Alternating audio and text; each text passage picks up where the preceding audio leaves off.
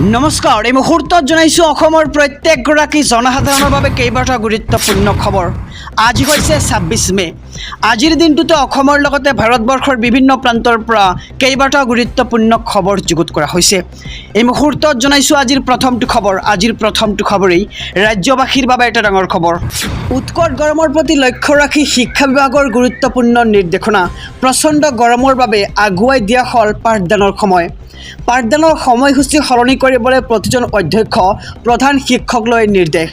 ছাত্ৰ ছাত্ৰীৰ সুবিধাৰ বাবে পাঠদানৰ সময় আগুৱাই দিবলৈ নিৰ্দেশনা জাৰি কৰা হৈছে আৰু ছাত্ৰ ছাত্ৰীৰ সুৰক্ষা আৰু স্বাস্থ্যৰ প্ৰতি লক্ষ্য ৰাখি পাঠদানৰ সময় সলনি কৰক বুলি এতিয়া নিৰ্দেশনা জাৰি কৰা হৈছে আৰু সোনকালে বিদ্যালয়ৰ পাঠদান আৰম্ভ কৰি সোনকালে ছুটি দিয়ক।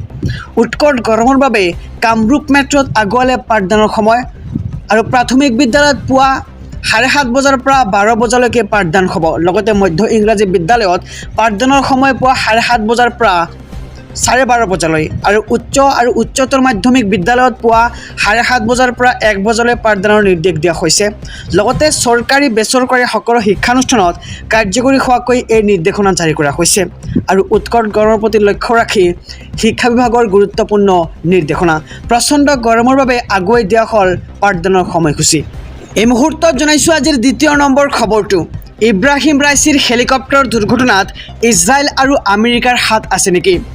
ৰাইচিৰ মৃত্যুৰ ৰহস্যনো কি?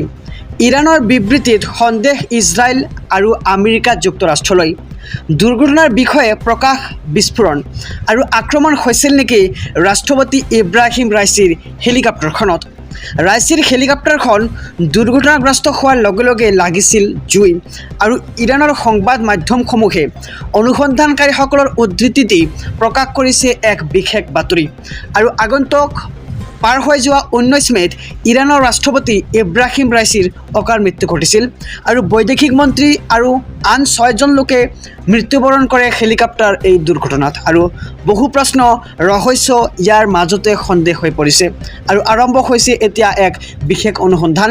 অৱশ্যে কাকো দোষী সাব্যস্ত কৰা হোৱা নাই বৰ্তমানলৈ, কিন্তু পৰৱৰ্তী অনুসন্ধানৰ পিছত প্ৰকাশ পাব সঠিক তথ্য। ইব্ৰাহিম ৰাইচিৰ হেলিকপ্টাৰ দুৰ্ঘটনাত ইজৰাইল আৰু আমেৰিকাৰ যুক্তৰাষ্ট্ৰৰ হাত বুলি এতিয়া সন্দেহ কৰা হৈছে। এই মুহূৰ্তত জনাইছোঁ আজিৰ তৃতীয় নম্বৰ খবৰটো। কৃষক হিতাধিকাৰীৰ একাউণ্টত শীঘ্ৰে সোমাব ধন। কেনেকৈ পাব PM কিষাণৰ ১৭ নম্বৰ কিস্তিৰ ধন? হিতাধিকাৰীৰ তালিকাত আছেনে আপোনাৰ নাম? প্ৰকৃত হিতাধিকাৰীয়ে লাভ কৰিব ১৭ নম্বৰ কিস্তিৰ ধন আৰু কিদৰে পৰীক্ষা কৰিব হিতাধিকাৰীৰ তালিকা? আহক সবিশেষ জানি লওঁ। www.pmkishan.gov.in ত আপুনি প্ৰথমে কৰক লগইন। তাৰপিছত যাওক বেনিফিচিয়াৰী লিষ্ট অপশ্যনলৈ আৰু এই লিষ্টত আপুনি পাব এটা বিশেষ লিংক আৰু লিংকত ক্লিক কৰি আপুনি দিব লাগিব ৰাজ্যৰ নাম, তাৰপিছতেই দিব লাগিব জিলা আৰু গাঁও পঞ্চায়তৰ নাম, তাৰপিছত সকলো তথ্য শুদ্ধকৈ পূৰণ কৰি ক্লিক কৰক চাৰ্চ অপশ্যনটোত। আৰু কৃষক হিতাধিকাৰীৰ একাউণ্টত শীঘ্ৰে সোমাব ধন আপুনি কেনেকৈ চাব তালিকাত আপোনাৰ নাম আমি A to Z আপোনালোকক জনাইছোঁ। এই মুহূৰ্তত জনাইছোঁ আজিৰ চতুৰ্থ নম্বৰ খবৰটো। অধিক বৃদ্ধি পাব গৰম। উৎকট গৰমৰ ফলত ভয়ংকৰ পৰিস্থিতি হোৱাৰ আশংকা আৰু আগতকৈ ৭ ডিগ্ৰী চেলছিয়াছ পৰ্যন্ত তাপমাত্ৰা বৃদ্ধি হোৱাৰ সম্ভাৱনা। বতৰ বিজ্ঞান কেন্দ্ৰৰ সতৰ্কতা জাৰি আৰু ৰাজ্যত অনাগত ২৪ ঘণ্টাত ৫ৰ পৰা ৭ ডিগ্ৰী চেলছিয়াছ বৃদ্ধি পাব তাপমাত্ৰা। দুই এঠাইত গ্ৰীষ্মপ্ৰবাহ বোলাৰ সম্ভাৱনা বতৰ বিজ্ঞান কেন্দ্ৰৰ। আৰু গুৱাহাটী মহানগৰীত ৪০ ডিগ্ৰী চেলছিয়াছ অতিক্ৰম কৰিলে এই পৰ্যন্ত তাপমাত্ৰাই আৰু গৰমৰ প্ৰকোপত জনজীৱন ব্যাহত। উৎকট গৰমৰ পৰা পৰিত্ৰাণ পাবলৈ কেইবাটাও পৰামৰ্শ আগবঢ়াইছে এতিয়া প্ৰশাসনে। আপুনি পৰ্যাপ্ত পৰিমাণে পানী খাওক, নেমু চৰ্বত, থেকেৰা চৰ্বত, মৌচুমী ৰস আৰু বেলৰ ৰস খাবলৈ আহ্বান জনোৱা হৈছে। আৰু অধিক বৃদ্ধি পাব এতিয়া ৰাজ্যত গৰম। উৎকট গৰমৰ ফলত ভয়ংকৰ পৰিস্থিতি হোৱাৰ আশংকা আৰু আগতকৈ অৰ্থাৎ স্বাভাৱিকতকৈ ৭ ডিগ্ৰী চেলছিয়াছ পৰ্যন্ত তাপমাত্ৰা বৃদ্ধি হোৱাৰ সম্ভাৱনা। চাৰ্জত লগাই আপুনিও ব্যৱহাৰ কৰি আছে নেকি মোবাইল ফোন? এইবাৰ এইখন অসমতে সংঘটিত হ'ল এক ভয়ংকৰ ঘটনা, কিয়নো এইবাৰ উৎকট গৰমে ধৰিছে ৰাজ্যবাসীক। আৰু এই গৰমত যদি আপুনি চাৰ্জত দি মোবাইল ব্যৱহাৰ কৰি আছে তেন্তে আপোনাৰ বাবে এটা অত্যন্ত জৰুৰী খবৰ।